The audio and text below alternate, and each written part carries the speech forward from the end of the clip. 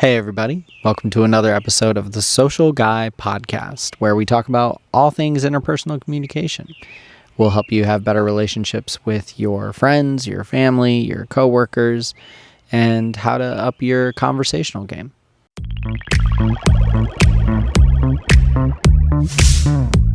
I'm your host, Nathan Hand, and today we are talking about the 10 communication mistakes that you don't know you're making. Today I decided to record this episode outside because I like the sound of birds. My neighbors are out playing music and it's just a chill vibe. It's a nice overcast day and I've got a bird feeder up and I'm hoping that some birds will come and chill. So I'm slowly becoming a bird watcher as I get older. I don't know what's happening. It's slowly starting and I feel it coming. Now these tips do come from the same book that I was reading before, Relationship Communication by Astrid Hunt.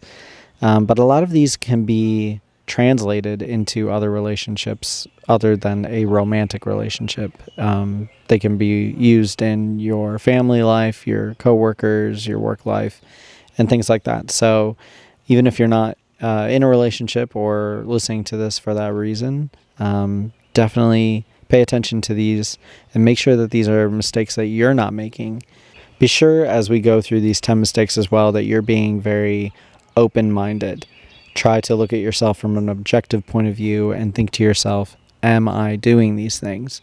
Sometimes it's hard to look at ourselves objectively like this, so a good exercise could be to write down the ones that you think you're good at and the ones that you think you struggle with, and then ask someone close to you and see if they agree with what you wrote down and see if you're portraying what you feel you're portraying in these areas. So the number one communication mistake that you could be making is you're not taking accountability. And this is one that I like to try to focus on a lot in my personal life. I'm not perfect at it. My wife will attest to that. But in any conflict or any situation that comes up, I try to take a wide third-person view of it and look at the situation as a whole. And then I first ask myself, what could I be doing better, or where have I faltered in the situation, before I even start to point fingers at someone else or tell people how I feel their behavior is conflicting with the situation. This one takes a lot of practice because you have to really learn to not have a victim mentality and point towards others and say, you're the problem. You need to be able to look at it from an objective point of view. Look at yourself, not be hard on yourself, but be honest with yourself on whether you're causing part of the issue or not. This podcast is going to have so many extra cuts just because of cars driving by. Communication mistake number 2 that you could be making is you're dismissing their feelings. You should know you have feelings. Every single person has feelings. And when it comes to communication, you have to remember that you are in a conversation with another human being.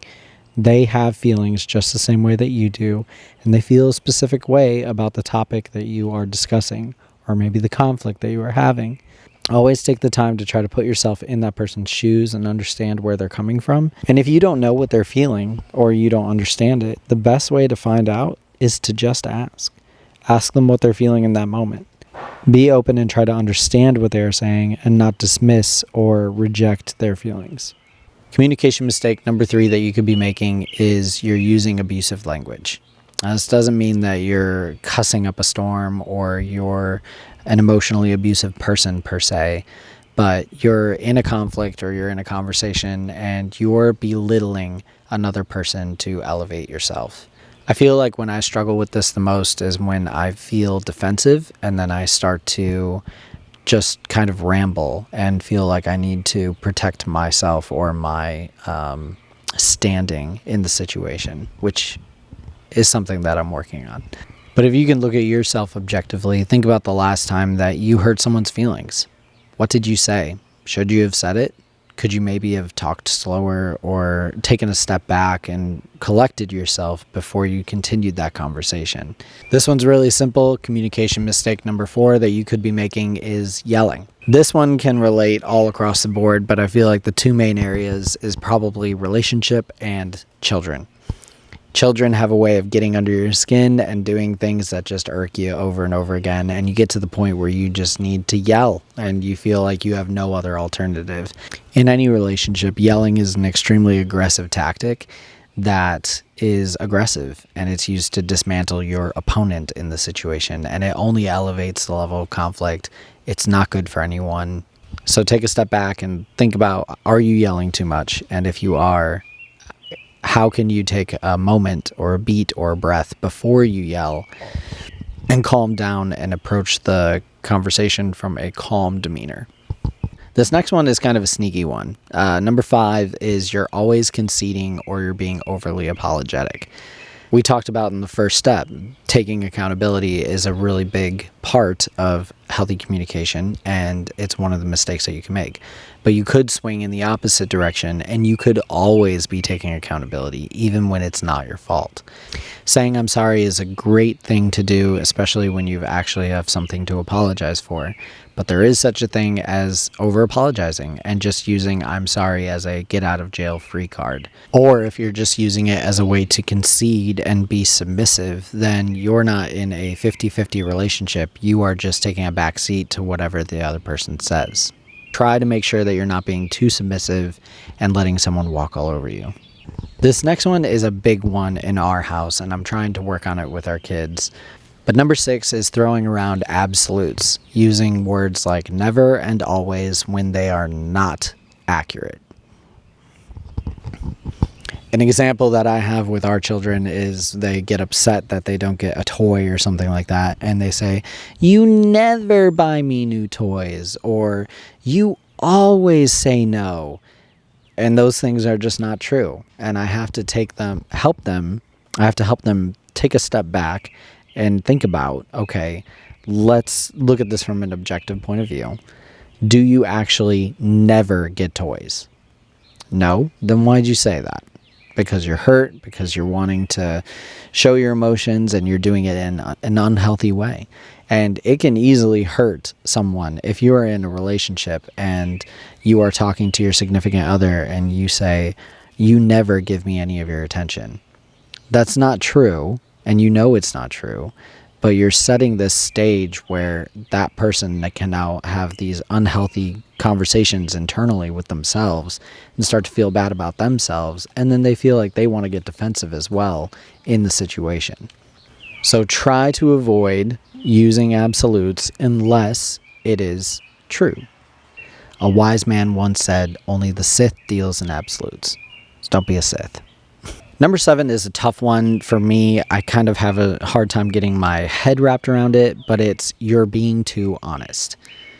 I think honesty is a great tool to use. I think that it's something that I do really well with. I like to be upfront and honest with anyone that I'm having a conversation with. So sometimes it's hard for me to wrap my head around what could be too honest. But I think the best example that I have to explain it is that you don't have to say every single thing that's ever on your mind. And sometimes it's better to just sit back and be an observer or be quiet.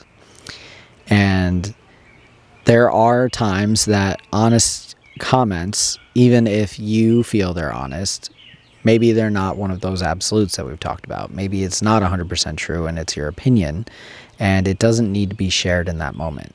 And if you do share it, you're going to end up hurting that person's feelings or saying something that's not exactly true, but you feel, oh, well, I'm being honest, but it is something that does not need to be said. So this one's a little bit more of a tricky one, but be honest, but don't be too honest. Number 8 is you're not allowing yourself to be vulnerable. You're deflecting serious conversations by using sarcasm or humor to get out of it and to direct the conversation in a different way because you are uncomfortable sharing your feelings in an open and honest way. The best tip to avoid this communication mistake is to try to avoid sarcasm and humor in serious situations. If it's a moment where the conversation needs to be serious, take it seriously and actually share what you're feeling and be open with your partner or whoever you're having this conversation with if the situation calls for it. I think this is where sometimes those couples that seem like they're always happy and they're just jarring back and forth and they use sarcasm all the time, some of them sometimes don't have deep conversations, or they aren't vulnerable with each other, so they never learn to truly understand each other. So while it's great to have a fun relationship and to be humorous and sarcastic, you need to have some serious moments and the ability to be vulnerable with each other as well. This next one is a big one to get over, and it's difficult for a lot of couples. And number 9 is expecting your significant other to just know, or to be a mind reader. This is an easy one to fall into because we feel that we are portraying how we feel very clearly. Like it should be as clear as day to this person that I'm upset because I'm sitting here with my arms folded. But falling into that expecting mindset, expecting them to understand, is dangerous, because then when they don't understand, you're building up this offense towards your significant other, and then you're just getting more angry because they don't see it. There's a sermon that I heard by Stephen Furtick a long time ago that I loved because he was giving the illustration of building offenses to couples. And an example that he used was, say, Susie grew up in her family where birthdays were super important, and John grew up where birthdays were not a big thing. No one really got presents. They just said happy birthday and moved on. Those two people get married. So Susie is expecting on her birthday breakfast in bed, a cake, presents, everybody gets together and sings, all of that stuff. And John just wakes up and says happy birthday and doesn't do anything else for the rest of the day. Susie expects that he should just know what she is thinking. He should just know what she is expecting.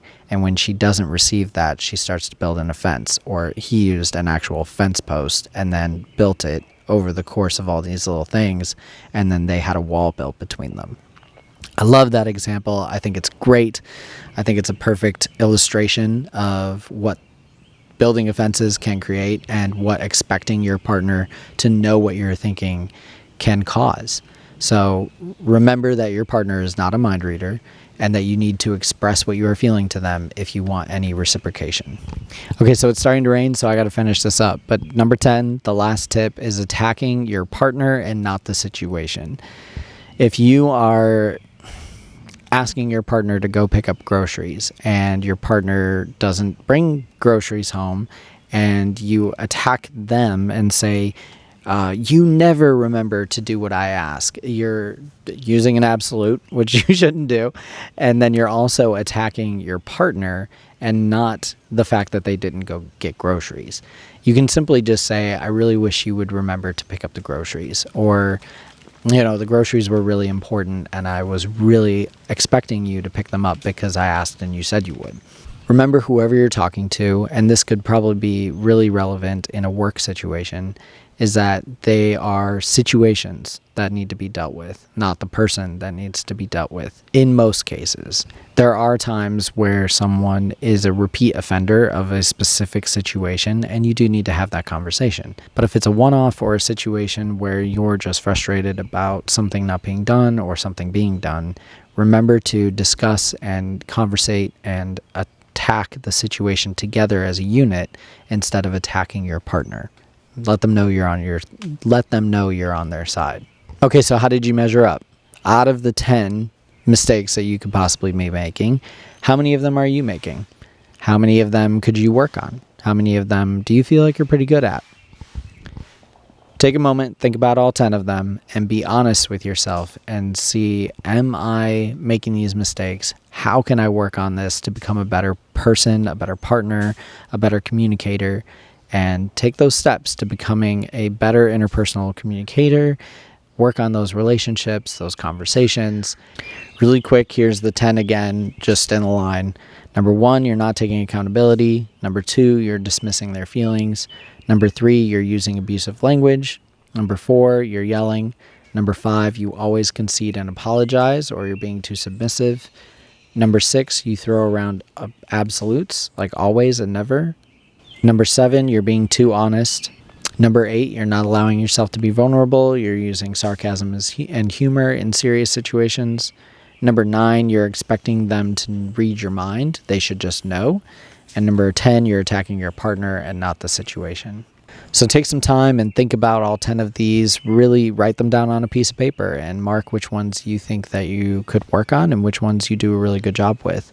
And then have the conversation with your partner and see if they agree and see if there's areas that you guys can work on together. Okay, that's it for this episode. Thanks so much for listening. Please remember to follow me on Spotify or wherever you get your podcasts. Or if you prefer to watch, go ahead and subscribe to me on YouTube. It really helps me out and helps me continue to want to do this. Until next time, stay social. Bye, guys.